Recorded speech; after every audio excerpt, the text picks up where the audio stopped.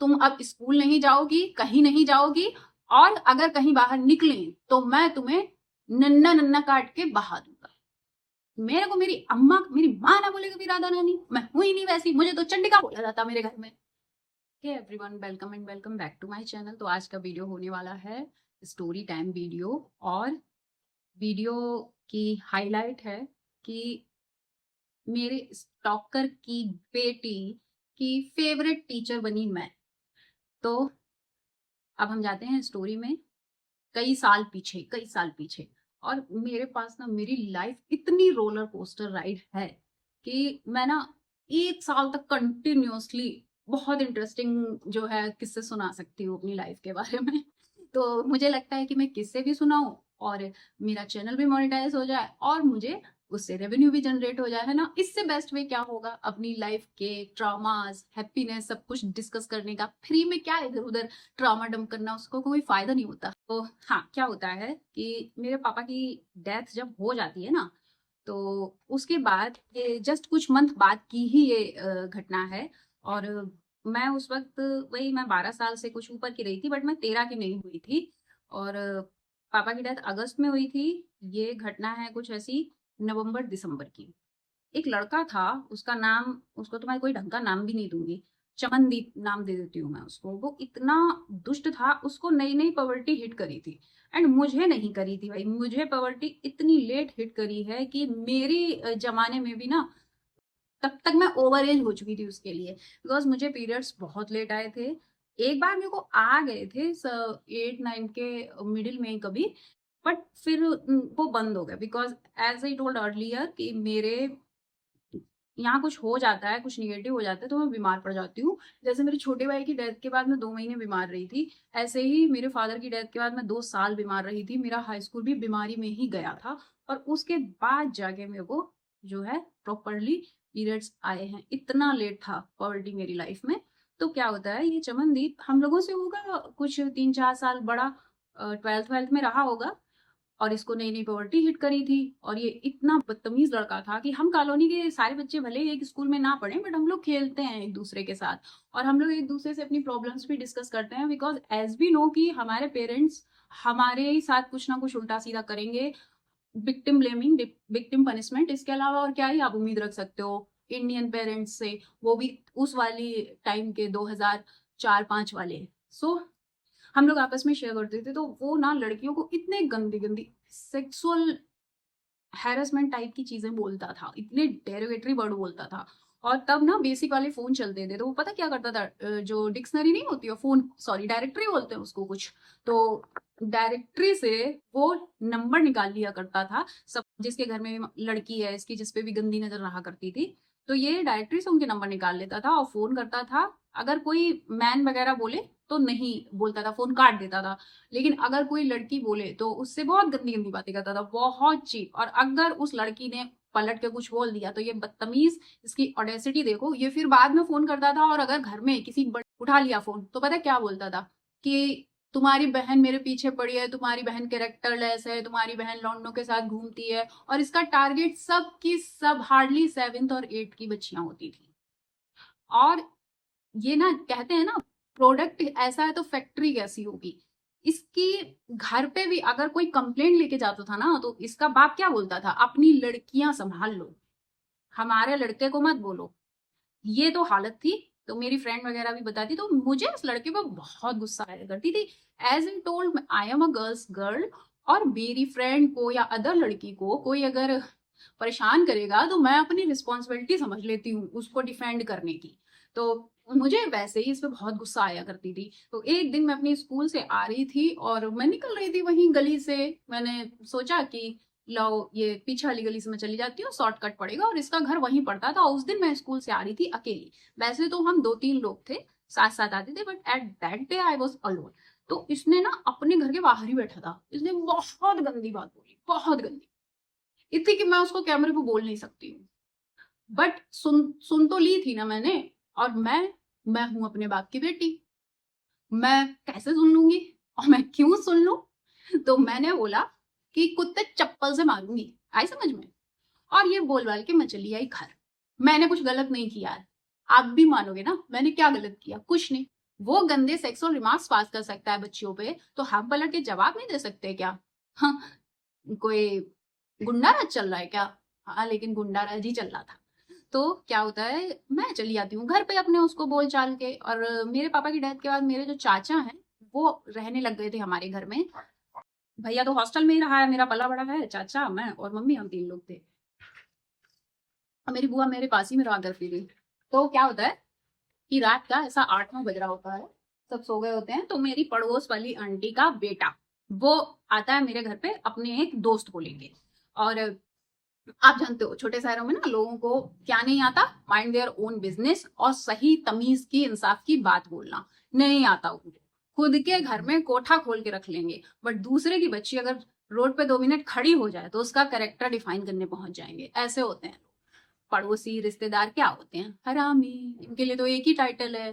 तो उनका बेटा आता अपना एक दोस्त लेके, और अगर वो मेरे घर आ रहा है कुछ इस तरीके की बात करने, तो जाहिर सी बात है कि अपने मन से नहीं आएगा। उसने अपने घर पे अपनी माँ से बात तो की होगी, माँ बाप से, और उन लोगों ने कहा होगा ना कि जाओ वहां पे कह के आओ, उसको लेके जाओ। तो वो आता है और मैं, मम्मी, चाचा कहते आप भी आ जाओ अंकल जी, आपके सामने कुछ बात करनी है, दीप्ति की कंप्लेंट है। तो चाचा ने बोला क्या है? तो बोले कि वो है ना चमनदीप, वो जो है बता रहा था कि इन्होंने उसको बोला है कि कुत्ते चप्पल से मारूंगी। और जाने क्या क्या वो रो रहा था, जाने क्या रो रहा था, गा रहा था, क्या क्या कर रहा था। उसने कहा अभी तो मैं तुमसे बोल रहा हूँ कि समझा लो, और अगर अब की बार मुझसे बोली तो मैं जो है मैं घर पे आऊंगा। तू अब की बार नहीं छेड़ेगा तो क्यों बोलूंगी, है ना? बट नहीं, अपने यहाँ तो विक्टिम ब्लेमिंग कल्चर है। तो वो फिर इतना कह के चला जाता है। मेरी मम्मी ने कुछ नहीं बोला, कुछ भी नहीं। मैंने कहा उसने मेरे से बहुत गंदी बात बोली, और तब तो मैं उस बात को बोल भी नहीं सकती थी, मैं छोटी थी, 12.5 साल की थी करीब। आज मैं बोल लूंगी ऐसी 50 बातें, मुझे घंटा फर्क नहीं पड़ता। लेकिन तब इतना नहीं था, इतनी बोल्ड में नहीं थी, उस वक्त बच्ची थी। और पापा की डेथ हुए कुछ ही दिन हुए थे, मैं बताऊं, जब मेरे पापा थे ना, मैं अपने चाचा से इतना प्यार करती थी। I was very much found of my uncle, बहुत ज्यादा। चाचा का ना मुझे वेट रहता था कि चाचा कब आएंगे गांव से, और चाचा आते थे तो मैं एकदम से कूद के उनकी गोदी में चढ़ जाया करती थी, गले में हाथ, गले में ऐसे बाएं डाल के और पैर कमर में फंसा के लिपट जाया करती थी अपने चाचा से। और वो मुझे ऐसे ही गोदी लिए लिए सबके पैर छूते थे। तो मैं बता रही हूँ ये लेवल था। और after my father's death I realise कि वो प्यार मुझसे नहीं था, हम लोगों से नहीं था। वो प्यार था उस आदमी से जो उस घर में सबसे ज्यादा पावर होल्ड करता था, जो आदमी जिससे कि जिसके डिसीजन बहुत मायने रखते थे, जिस जो अगर कुछ बोलता था तो वही होता था। इसलिए रिस्पेक्ट थी, इसलिए हम बच्चे लाडले थे उस वक्त। But after my father's death अब हम कूड़े कबाड़े हो चुके थे, जिसका जो मन आएगा वो हमसे बोलेगा। इवन मेरे फादर की ना डेथ के 13 दिन बाद, 13वीं भी नहीं हुई थी, मेरे चाचा मेरी मम्मी को माँ बहन की गालियां दे रहे थे। क्यों? क्योंकि पापा की डेथ के बाद उनके जो भी क्लेम थे, उनके जो फंड्स थे, वो चाहते थे कि मेरी मदर वो फंड्स उनको दे दें, और वो उससे ट्रक खरीद के ट्रक चलाएंगे। और अपनी गवर्नमेंट जॉब छोड़ के आ गए थे, आर्मी में थे ये। इन्होंने वहां तभी तक जॉब की जब तक मेरे फादर रहे, क्योंकि ये वहां से भागने की सोचते थे। मेरे पापा को ये धमकियां देते थे, मैं एस कर लूंगा अगर मुझे घर पे आने से रोका गया। तो मेरे पापा बोल देते थे तू घर मत आ, तू एस कर ले। और जब वो नहीं रहे तो वो परमानेंट अपनी जॉब छोड़ के चले आए। अब ये बंदा जो एक जॉब नहीं कर पाया है, वो चाहता है कि वो मोटर बिजनेस में पड़ेगा मेरे पापा के फंड वगैरह लेके। और मेरी मम्मी ने मना कर दिया था कि हम नहीं करवा पाएंगे, मेरे बच्चे हैं, मुझे अपने बच्चों के लिए सिक्योर करना है। तो ये बंदा मेरी मम्मी को गंदी गंदी गालियां दे रहा था। तो क्या होता है, जब इनको मेरे चाचा को पता लगता है, मम्मी तो कुछ नहीं बोली है, ये आदमी सोचो इतना मेरे घर में, ये लोग ना, हम क्षत्रिय हैं, हम ठाकुर हैं, इतना दिखाते हैं। और सच बताऊं ना, घंटा कुछ नहीं है, ये घंटा कुछ नहीं है। क्योंकि अगर मेरा चाचा असली में क्षत्रिय था ना, बहुत बड़ा जो बनता है खुद को, तो ये उस लड़के का मार मार के धुम्मा बना देता, और जो कंप्लेंट करने आया था ना उसको भी 4 थप्पड़ मारता, ये बोल के कि मेरे घर की बेटी से ऐसी गंदी बात कही क्यों। अगर वो बोल नहीं पा रही है तो डेफिनेटली कुछ बहुत गंदा होगा। बट नहीं, ये आदमी वो नहीं कहता है। ये आदमी पता है क्या कहता है? कि तुम अब स्कूल नहीं जाओगी, कहीं नहीं जाओगी, और अगर कहीं बाहर निकली तो मैं तुम्हें नन्ना नन्ना काट के बहा दूंगा। क्षत्रिय, थू है तेरे जैसे क्षत्रियों के मुंह पे, डूब के मर जा कहीं पे। तो ये ऐसे करके बोलता है, हमको बताते मैंने कहा मैंने भी कह दिया तो क्या हो गया, अगर तुम बहुत बड़े वाले कुछ हो तो अभी जाओ, करो जाके बकवास वहां पे, उसके घर जाओ ना, बोलो ना जाके। बट नहीं, वहां पे ये आदमी छतरी नहीं था फिर, है ना। वहां जाने में दम लगता है। एक छोटी 12.5 साल 13 साल की बच्ची बिना बाप की, उसकी हड्डी काट के फेंक देना इजी होता है, उसको ऐसा बोल देना इजी होता है। I am sorry. फिर क्या होता है कि सुबह होती है, सो रही थी और मेरी मदर लंच वगैरह सब मेरा रेडी कर रही थी। ये आए, मैं सो रही हूँ चादर ओढ़ के, सॉरी रजाई ओढ़ के, सर्दियों के दिन थे, और मेरे को ना ऐसे हाथ पकड़ के बिस्तर से झटके से निकालते हैं, ऐसे कि मतलब मैं पूरी उठ गई, और बोले आज से तेरी पढ़ाई बंद, और अब तू गांव चलेगी और वहीं गांव वाले स्कूल में पढ़ेगी। और मैंने इनकी तरफ देखा, बोले चल, मैंने कहा नहीं जाऊंगी, मैं नहीं जाऊंगी, मैंने जो किया सही किया। क्योंकि ये आदमी भूल गया कि जिस आदमी ने तुम सबको उंगलियों पे नचाया, जिस आदमी का कहा इस घर में पत्थर की लकीर था, ये उसी आदमी की बेटी है, ये उसका मिनिएचर बैठा हुआ है, इसको कैसे दबा लेता तू। भूल गया था वो ये। मैंने कहा नहीं जाऊंगी मैं, और ना मैंने कुछ गलत किया है, तुमसे आज के बाद मेरा कोई रिश्ता नहीं है। तुम्हें चाचा कहते हुए मुझे शर्म आती है। एट दैट टाइम मेरी मदर ने मेरा ही सपोर्ट किया।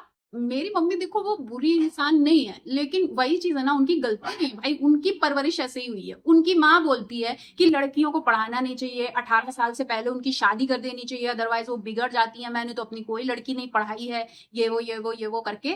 तो भाई उनकी रगों में बह रहा है वो सब, मिसोजिनी उनकी रगों में है, ऐसे नहीं निकलती है।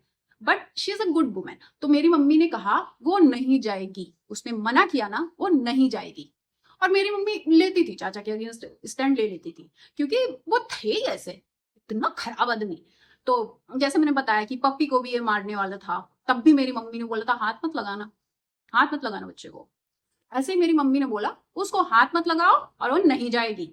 तो मेरे चाचा बोलते हैं कि आज के बाद मेरा तुमसे रिश्ता खत्म। मम्मी बोली ठीक है, खत्म ही कर दो। तुमने जब से वो गए हैं ना, तुमने हम लोग की जिंदगी में चरस बोने के अलावा कुछ नहीं किया है, लालच, इसके सिवा कुछ नहीं। मेरे घर में ये बोला जाता था कि रिश्ता तो भाई से था, भाई चला गया तो इनसे क्या रिश्ता, और उनकी बेटी को तुम काट के फेंक दोगे। क्षत्रिय, तुमसे ज्यादा क्षत्रिय तो मैं थी 12.5 साल की बच्ची, कि मैंने नहीं सुना।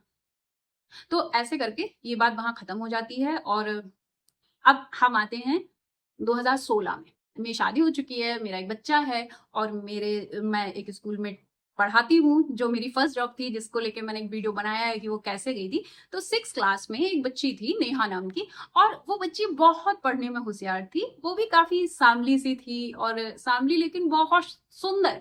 और उस बच्ची के अंदर, जैसे मुझे देखो सारे बच्चे पसंद करते थे, सारे बच्चे मुझे बहुत प्यार करते थे, और आज भी मेरे बर्थडे पे सालों हो चुके हैं मुझे अपने होम टाउन से लखनऊ शिफ्ट हुए, और आज भी मुझे मेरा बर्थडे विश सबसे पहले मेरे स्टूडेंट ही करते हैं, मेरे होम टाउन वाले। कुछ तो मतलब अभी ग्रेजुएशन वगैरह सब कर चुके हैं, बट वो ही मेरे को विश करते हैं फेसबुक, इंस्टा या व्हाट्सएप पे। तो वो बच्ची मेरे से बहुत प्यार करती थी, कम एक्सप्रेसिव थी, लेकिन वो कोशिश करती थी कि मैं मैम के सराउंड रहूं, जब उनका पीरियड लगे तो आगे आके बैठ जाना, मेरा वर्क हमेशा कंप्लीट रखना। अगर स्टाफ रूम में किसी काम से जाना है मेरे, तो प्रेफर करती थी कि मैं ही जाऊंगी मैम के पास। इतनी प्यारी बच्ची थी उसने ना मुझे, वो बहुत, मैंने बताया कम बोलती थी, बट टॉपर थी वो क्लास की। और मुझे ना वो बच्चे नहीं कार्ड बना के देते हैं अपने टीचर्स को, मेरे पास आज भी है वो कार्ड्स, मैंने आज तक संभाल के रखे हुए हैं। तो वो ना मुझे कार्ड बना के दी थी, और उसमें लिखा था कि आप ना मेरी लाइफ की सबसे अच्छी टीचर हो, और आप एकदम परी जैसी हो, ऐसे करके। और मैं लाइनर वगैरह लगा के जाती थी, कभी नहीं तो बोलती थी मेरे पास लाइनर लगा के नहीं आई हो, आप लाइनर लगाया तो बहुत सुंदर लगती हो। ऐसी थी वो बच्ची। और जैसा मैंने बताया कि हम लोग एक ही मोहल्ले में उस वक्त रहते थे, अब तो मैं दूसरी जगह शिफ्ट हो चुकी थी। उसी कॉलोनी में उस स्कूल की प्रिंसिपल रहती थी, उसी कॉलोनी में हमारी एक और आंटी थी जो इसी स्कूल में टीचिंग करती थी। तो मैंने एक दिन उनसे पूछा, तो मैंने बोला कि आंटी नेहा किसकी बेटी है, मैंने कभी पेटीएम में इसके पेरेंट्स नहीं देखे। तो वो बोली कि अरे ये उनकी बेटी है, तुमने जानती क्या, और इसका फादर इस स्कूल की जो दूसरी ब्रांच है वहां क्लर्क है, तो वो नहीं आते हैं पेटीएम में, क्यों आएंगे। And I was surprised. पहली चीज कि जो इतना घटिया आदमी था, इसके इतनी प्यारी बच्ची हो कैसे गई। जाहिर सी बात है बच्ची अपनी माँ में गई, और ऐसे आदमी को एक स्कूल में जॉब कर रहा है, वहां छोटी छोटी बच्चियां पढ़ती हैं, ये एक्सप्लॉइट करता होगा बच्चियों को। और उससे भी ज्यादा गुस्सा मुझे मेरी प्रिंसिपल पे था कि तुम उसी कॉलोनी की हो, इसका घर तुमसे 4 घर आगे है, तुम्हें नहीं पता ये कैसा आदमी है, तुमने इसको जॉब पे रख लिया स्कूल में, छोटे छोटे बच्चियों वाले स्कूल में। और ये आदमी ना अपनी वाइफ को इतना घूंघट में रखता था, घूंघट में, 2016 की बात कर रही हूं मैं, इतना घूंघट में रखता था। क्योंकि जो ऐसे कैरेक्टरलेस लोग होते हैं ना, ये अपने घर की औरतों को बहुत छुपाते हैं। रीजन भी कि इनकी नजरें गंदी होती हैं, ये हमेशा दूसरे की बहू बेटियों को बहुत गंदी निगाह से देखते हैं। तो इनको लगता है कि सारी दुनिया ऐसी ही है, मेरे घर की बहू बेटियों को भी ऐसे ही गंदी निगाह से बाहर लोग देखेंगे, तो वो उनको पर्दे में रखेंगे, उनपे बहुत रिस्ट्रिक्शन लगाते हैं वो। नेहा ने मुझसे मेरा व्हाट्सएप नंबर वगैरह ले लिया था, वो मेरे से बात करना चाहती थी सिर्फ। समटाइम वो मेरे से ऐसे ही पढ़ने के नाम पे, कोई डाउट क्लियर करने के नाम पे मेरे को मैसेज कर दिया करती थी, मैम इसका क्या होगा, मैम उसका क्या होगा। और स्टेटस वगैरह मेरे देखती थी, रिप्लाई नहीं देती थी स्टेटस पे, बट देखा करती थी। अब ये सब करते मेरी वो, वहां से मैंने जॉब छोड़ दी, और उसके बाद आ गया लॉकडाउन। और अभी भी व्हाट्सएप पे हैं बच्चे, वो हम लोग हैं कनेक्टेड व्हाट्सएप पे। तो मैंने क्या देखा कि जैसे ही लॉकडाउन लगा तो मैं कोई भी स्टेटस डालती थी, तो लगभग 1 या 2 मिनट के अंदर जो मेरा स्टेटस सबसे पहले देखता था वो नंबर था नेहा का। एंड मैंने सोचा कि हो सकता है लॉकडाउन लग गया है तो ये फोन लेके बैठी रहती होगी, ऑनलाइन क्लासेस चलते हैं तो ये देखती रहती है। बट उसके बाद क्या हुआ, रिप्लाईज आना चालू हो गए मेरे स्टेटस पे। ये मुझे उससे, नेहा से एक्सपेक्टेड नहीं था, क्योंकि वो बच्ची थी नहीं इतनी एक्सट्रोवर्ट। जैसे वो आया करते थे रिप्लाईज, लाइक अगर मान लो मेरी फोटो है तो उस पर ब्यूटीफुल लिख के आ रहा है, नहीं ये वो नहीं कहेगी कभी नहीं। मैं अपने पढ़ाए हुए बच्चों को समझती हूँ। तो मुझे बड़ा अजीब लगा कि यार ये कैसे करती है ये कैसे इतना बोलने लग गई, ये ऐसे तो है नहीं। फिर मुझे लगा कि है, हो सकता है इसका बाप ही ये है, और ये फोन लेके मेरे स्टेटस वगैरह देखता, अपनी बच्ची का फोन छीन लेता होगा। एज अ फादर वो अपनी बच्ची से भी नहीं, जैसे मैं बताती ना कि मेरे पापा का जैसा मुझसे बॉन्ड था, ऐसा बॉन्ड नहीं था उसका उसकी बेटी से।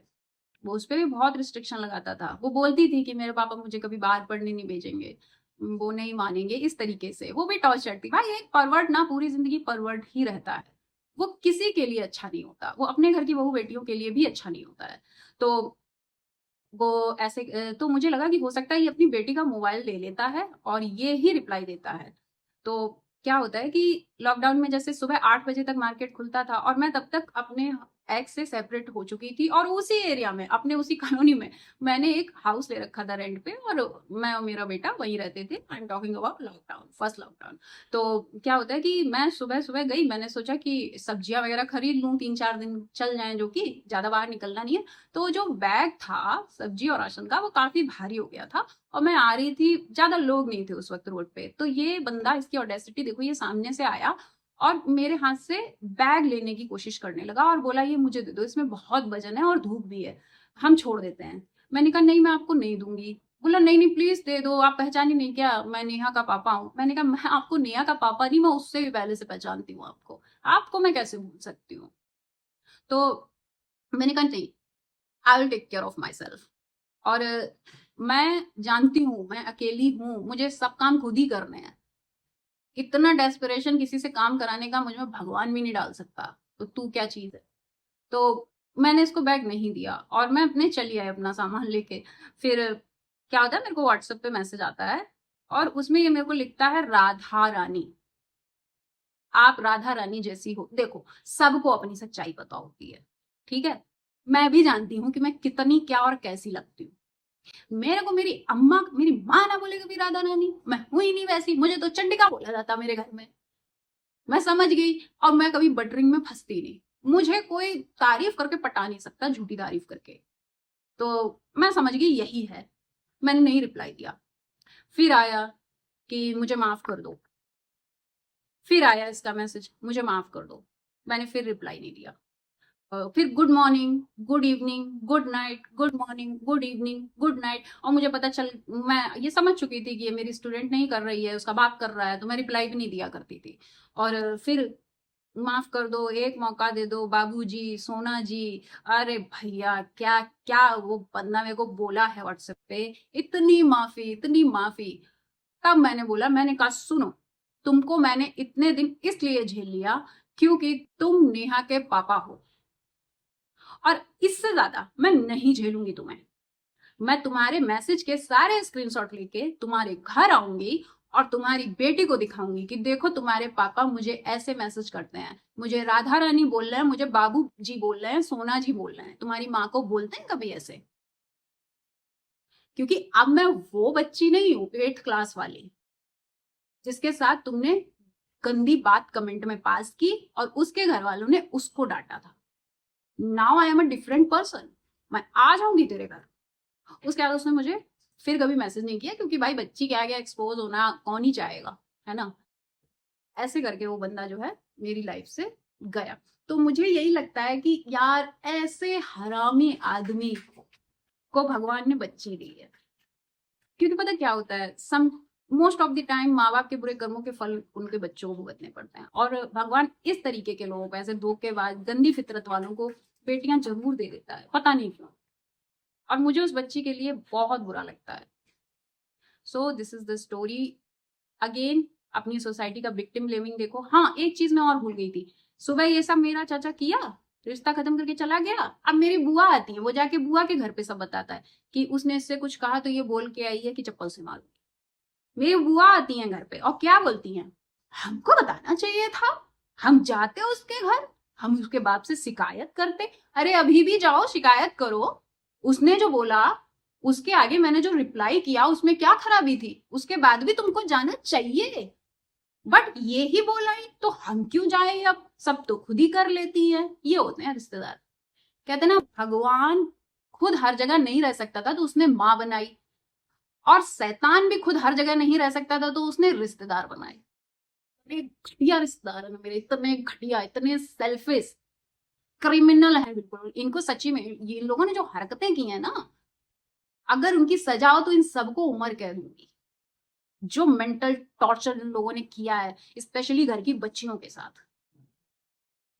And I have lots of story, because क्योंकि मेरा बाप नहीं था, और जिसका बाप नहीं होता ना, उस बच्ची की लाइफ बहुत कठिन हो जाती है, और सबसे ज्यादा ये रिश्तेदारी करते हैं। सो आज मुझ में हिम्मत है, मैं शेयर कर सकती हूँ। आई होप सो कि तब भी मुझ में इतनी हिम्मत होती, बट नहीं थी। हाँ, मैं खुद के साथ कुछ होने नहीं देती थी, मैं ज्यादा टाइम बुलिंग बर्दाश्त नहीं करती थी, बट इतनी भी नहीं थी कि इनको मैं गरियाक भगा पाऊं। आज मुझे कोई डर नहीं है। आओ फोन करो, तुम लोग मेरा घर चलाते हो, अबे तुम हो कौन, और सच बोलने में मैं क्यों डरूं। So that's it for today. And मैं अभी ट्राई करूंगी कि मैं इस टाइप की जितनी भी चीजें मेरे साथ हुई हैं, क्योंकि मेरे पास बहुत अनुभव है इन चीजों का, मैंने एक कठिन लाइफ देखी है, एक बहुत हार्ड बचपन मैंने जिया है। लोग कहते हैं ना कि बचपन के दिन वापस आ जाएं, मैं दुआ करती हूँ कि भगवान मेरे बचपन के दिन ना कभी वापस आए, और ना ही किसी को मेरे जैसा बचपन कभी मिले। मुझे डिस्ट्रॉय कर दिया इन लोगों ने मेरे पापा की डेथ के बाद। भले ही आज मैं उन जो मेरा ट्रॉमा था उससे मैं बाहर निकल आई हूँ, बट आज भी जब मैं बात करती हूँ मुझे इक्वल पेन फील होता है। और मैं कभी ये चीजें किसी से शेयर नहीं कर पाई, बिकॉज एक वो रहता है ना दिमाग में कि अरे अपने घर वालों की बुराई। बट आज मुझे लगता है ऐसे लोग अपने कहाँ होते हैं यार, कहाँ अपने घर वाले होते हैं। मेरे लिए कभी क्या ही सोचा किसी ने, नहीं सोचा, मेरी जिंदगी कठिन ही बनाई। So thanks for watching. फरी बच्चों से प्यार करते रहिए, विक्टिम ब्लेमिंग बंद करिए, और अपने घर के बच्चों को इतना कॉन्फिडेंस और इतनी सुरक्षा का एहसास दीजिए कि उनके साथ कुछ भी हो वो आके आप तक वो बात पहुंचाए, और उन्हें ये लगना चाहिए कि भले ही मेरे माँ बाप मुझे डांटे, हो सकता है 1-2 थप्पड़ मारे, but they will keep open all the doors for me, they will save me. ऐसा होना चाहिए घर का माहौल। Bye bye.